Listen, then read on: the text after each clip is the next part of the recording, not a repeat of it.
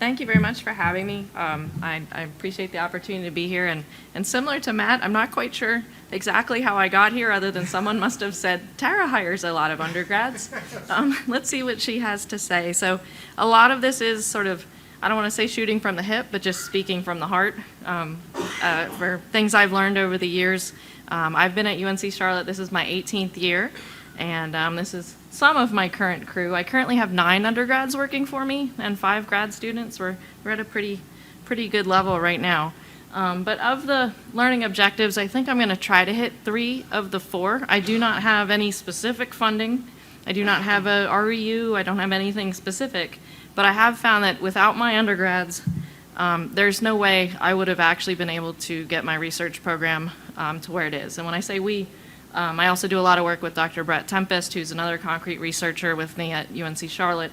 And so a lot of the folks that I'm going to talk about are also working jointly with our teams. And so a little bit about the need for the undergraduate research assistants for me. We do a lot of lab-based research, and it is labor-intensive. Undergraduates are filling an increasingly important need in just keeping things on track, on schedule. Everybody's time is limited, similar to what Matt said. Not only are our graduate students, some of them working, but we have a lot of undergrads. I would say 3/4 are working some number of hours during the week, and it just takes a lot of folks to get things done. So I rely on them heavily for everything from prepping materials, cleaning stuff up, batching, testing, but I've also increasingly, asked them to stretch, right? There's no reason that undergraduate researchers can't be used for things to help write, help analyze data, and to really do the pieces of the work that you've traditionally counted on your graduate students to do. Those of us that put together proposal budgets, we're getting squeezed on what we need to put in for graduate students. And in order to remain competitive, I've just found that relying on undergraduate researchers has just been part of the puzzle, increasingly having to do that. I found that training the undergrads leads to some grad students. I'll talk about my own personal statistics in a minute. And then one thing that I've found that's like an unintended consequence, I've actually had undergrads that work for me for the full time from freshman through senior year, and I increasingly rely on them as knowledge tech transfer, continuity between projects, and continuity between graduate students to make sure folks are doing things in the right order, doing things the way that we like to do them for quality control, and just how do I run an RCP test? Right? How do I do this? Often it's an undergrad that knows how to do it after the graduate student has left. And so those are the need. I would say the biggest benefit that I've seen, work gets done. This is my group having a busy day. I do rely on them to train new graduate students in the laboratory. We often bring in grad students that haven't worked in a concrete lab, and some of the best folks to get them up to speed on where things are, how to do things, how to be safe, how to clean things. It's great. They also act as ambassadors to recruit other undergrads to help out and sometimes to come to grad school. So I've had a great success with that.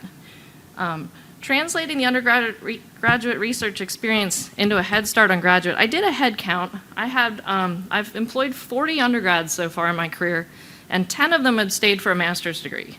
So that's a 25% retention rate, which there's the only statistics I have in this whole presentation. I'll be hiring numbers 41, 42, 43, and 44 this summer.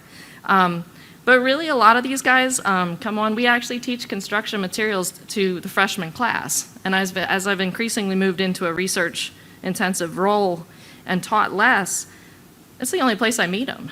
So I very often am bringing in freshmen and then keeping them all 4 years, which has been fabulous. And if I can keep them even further, and if the master's projects or whatever happens to be coming in the pipeline when that student is ready to go to grad school, they're already off and running. It's really a great thing, especially with an early entry program. A student can start as an undergrad and actually finish a thesis within a year of just graduate school. So we do have a path that, particularly in our market, we're really struggling with the fact that Charlotte's busy and our students are in demand, and trying to recruit somebody to stay for graduate school for this salary when they could go out and work for a contractor for this salary, it's a tough sell. If you can shorten that time window and bring them in as undergrads, that seems to be working for me. So recruitment approaches. Get them involved early. That's Blake. Blake was actually a freshman in my class. He worked for me for 7 years, and I've actually had coworkers that didn't last as long as Blake did. It was really sad. When he finally did finish his master's degree and leave, he had worked for me longer than some of my coworkers had. And recruiting from classes, and I asked them to recruit their friends, right? And I often tell them, I don't want you to just, pick your buddy because it's your buddy. Would you want this student to work on your group project team, or would you want this person to work for you? And when you frame it in that mindset, the folks that I have actually been able to recruit through other students, it's a pretty good path when you put it in their hands. We actually do have an Office of Undergraduate Research. We had one for a number of years, but we recently hired a new director who came from Austin College. It's an undergraduate-only university. He does a lot of biomedical work, but he has a crazy H index, but all of his work is done with undergraduates. And so he's come onto campus and actually giving us more resources, which I'm going to share in a minute. They can help you recruit as well. And when in trouble, think outside the box. Last summer, I struggled to get any of my students in our construction-focused program to stick around. So I went to geology, and I put up a flyer. This is my flyer. It says, "You like rocks, we like rocks. Come on over and work for me this summer." And so sure enough, I got a couple of geology students, and they were fabulous. I talked to Tyler Lay. He also recruits outside the department for the same reason. If you cannot find students within your own program, you never know what you could find from some other places. I'll be bringing on 2 more geology students. That'll bring me to a total of 4, but they're definitely have been great. I just need to remember that sometimes I need to back up, and why are we doing this is very important to translate to them. Because I found particularly with things like making sure that they understand that the quality of the end data, you need some context. Sometimes that needs to be part of it. Obviously for training, safety. Number 1, safety, right? Safety keeps me up at night with students working. Technical training. Data recording practices and security. That is one thing that I think graduate students have a little bit more context because most of them have worked as an intern somewhere and understood sort of the role of data and actually the business and money, data, security, all of that. But with undergrads, it is important to talk about that. I often, in terms of training, partner my undergrads with the grad students or with other undergrads, and I say, I don't really, bill me. Put it on your timesheet. I don't care if you're actually doing work or observing. That's part of your job is to train. So I actually pay them for training as an investment. I do emphasize speaking up, right? When something is not going well or if it didn't come out correctly, I think there's a hesitancy in the part of students to feel like they let you down. But all of us have had experiments that go wrong, tests that didn't run right, things that turned out to go sideways on you for one reason or another. Giving students that environment where they feel free to communicate, especially when things aren't going quite right, is important. And then I also have concrete research versus class schedule. We have a group schedule that's essentially one big spreadsheet. So our grad students and I and the others, we all know where each other are. So if you need some help, you see who's in class, who's not. We do work a lot on communication. In terms of mentoring, and that is not a student, that's Al Innes of Wholesome. A couple of things before I get to Al. I like to model the behavior you'd like to see from the undergraduates. Attention to detail, being on time, sort of that side of things I think is important. Time management, sense of urgency, right? This matters. And that leads me to Al. We, a few years ago, had the first project on Portland limestone cement in North Carolina. NCDOT allowed it in 2012 specs, years before we actually produced it. And so we actually had a project where Wholesome specially ground us some 1L cement to get the first set of data on 1L in North Carolina. And Al, obviously having a stake in the game as a cement supplier, came to campus, checked out my lab, and sat down with my students, and he said those things. He said, this test matters, this data matters, and what you do matters. And I don't want to say he scared the pants off of them, but man, if you ever need a meeting with your students, have Al come by. You'll get some good results. We had some excellent results in that project, but I think part of it was Al indicating to them that this work was just not another lab for class, right? You're doing research for the value, in this case, of an entire cement industry in the southeast area that's supplying 4 states, right? And that was a good way to get folks serious about their work. Making mistakes, I think I talked about that. Asking questions, usually okay to retest or do something, and I try to indicate how much I screw up, right? Demonstrating to students that things go wrong for me just as easily as they get wrong for you. You just have to do it again, right? That's just the way it is. And I would say graduate student buy-in. I like to think that my graduate students tend to respect the undergrads just as much as they respect each other, because they realize the value that they bring to research. And positive practices and good attitudes and habits of those grad students, that's gonna set the example for the undergrads, and it can work the other way around. If you have grad students that aren't showing up till noon, leaving at 4, not getting stuff done, forgetting to demold at the right time, whatever it is that you're doing, it's something to nip in the bud there. Quality assurance and control. Right? Emphasizing the importance of the work, asking questions, data management, I think I hit all of this.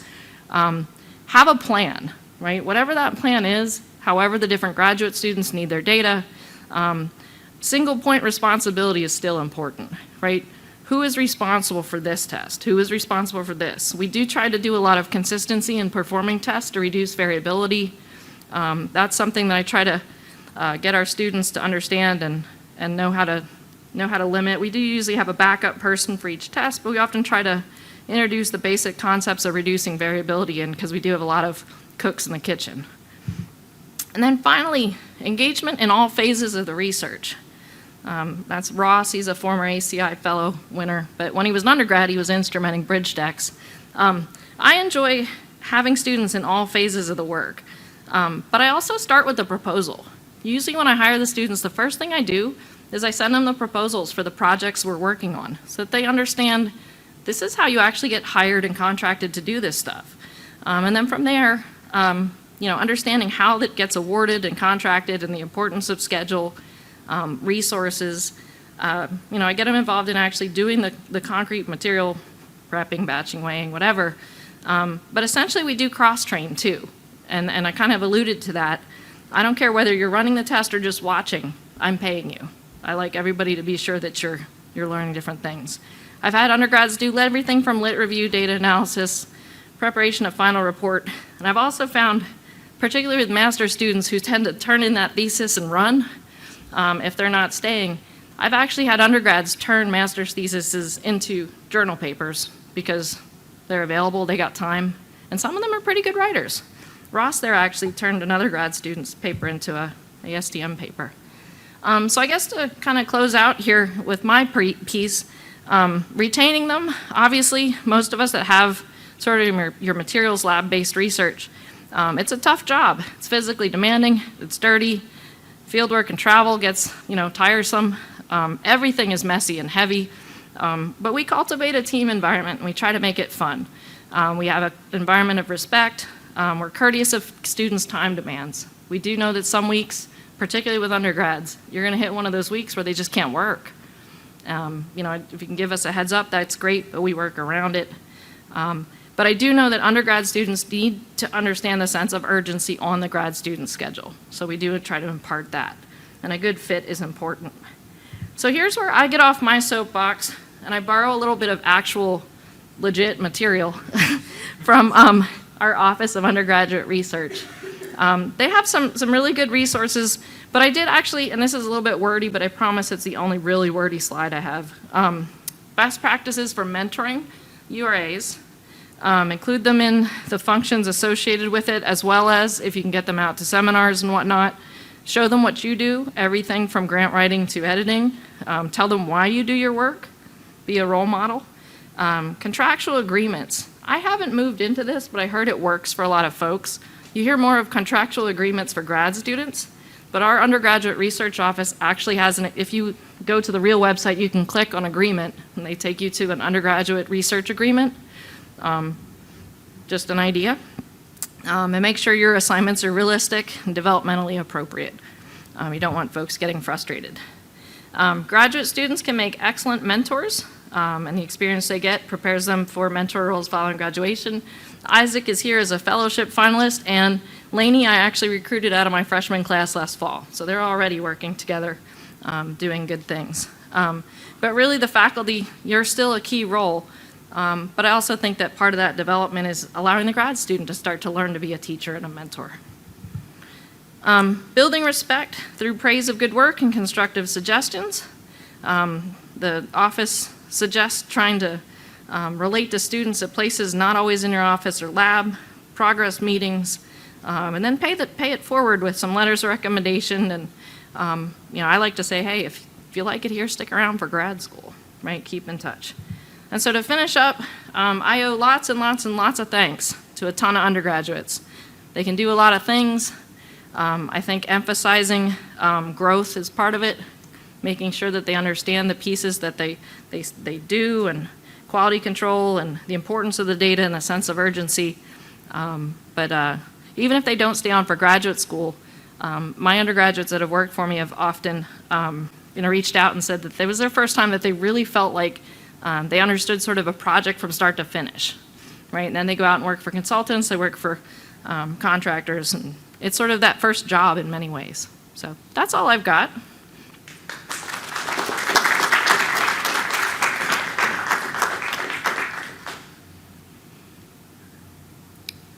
Any questions? Oh. Would you mind sharing how much you pay them?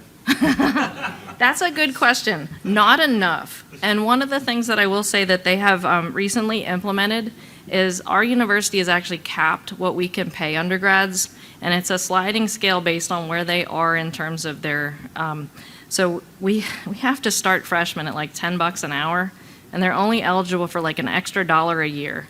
So one thing that we fight with is the fact that in the Charlotte industry where I am, I mean, they're paying these students $22, $23 an hour easy on internships.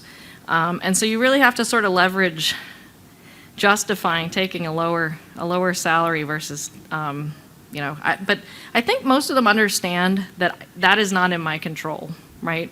And so part of that then is also emphasizing the learning piece and the training, you're getting paid to train and some other things. And I also justify you're not driving around and using gas, right?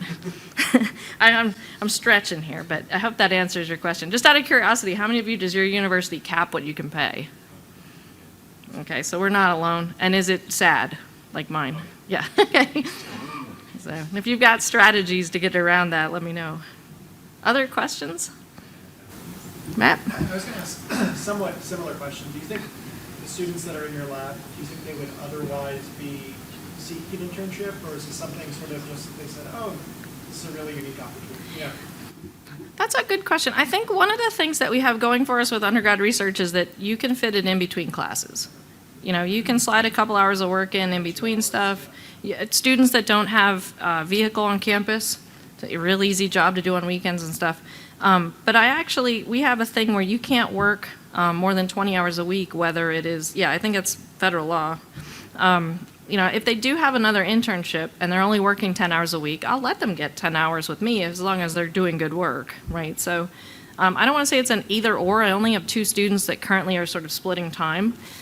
In the summer, though, I do market it as if you were on the fence about taking a class, you can still get 20 hours a week here and catch up with summer classes. So that's another lever to pull with the low salaries that we have to pay. I don't have a whole lot of other ammunition, which is why I'm actually going to other departments and recruiting. So it is a challenge lately. Anybody else? Yeah? Do you get many students who take internships like in the third or fourth year and they stop working with you because of that difference? I do. I have one in particular that left me last summer after working for 3 summers, and we missed him terribly. He came back and we were like hugging him, like, oh, thank goodness Brandon's back. But I don't discourage them from actually going out and getting, I don't want to say real internships, internships with industry. Because I realize that isn't in the best interest of the student either. For a number of years, depending on the economy, and student schedules, you could get them to work straight through for 7 years, like my example of Blake. But I'm finding it increasingly where they start working for me for a couple of summers while they get rolling as sophomores, and then maybe junior, senior year, they're taking the internship. But I will bring them back with open arms in fall, right? So I do keep the continuity. It's just getting harder and harder.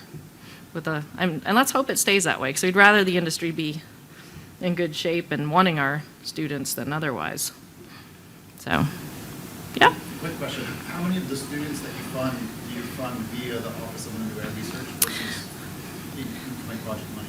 Well, so I've actually, the OUR, we've done 2 students through the summer where they apply through that program and I use their funds. So I've only had 2 summers with 2 students that I did that. Then I've basically used my own funding. Now they're cycling through another cycle and changing how they're doing things, and it's a little bit more enticing because they allow you to pick your match a little bit easier. You know, when you're hiring off of your own project funds, you have control over exactly who it is you're pulling in. When you work through that Office of Undergraduate Research, they kind of, I don't want to say they meddle, but you know, they have a say in who they actually approve with the student applicants and matching you with a fit. I have not actually used their new approach, but I have been working since I got tied in with the geology folks with another geology honors student who's actually funded through the OUR, and it's worked out pretty well.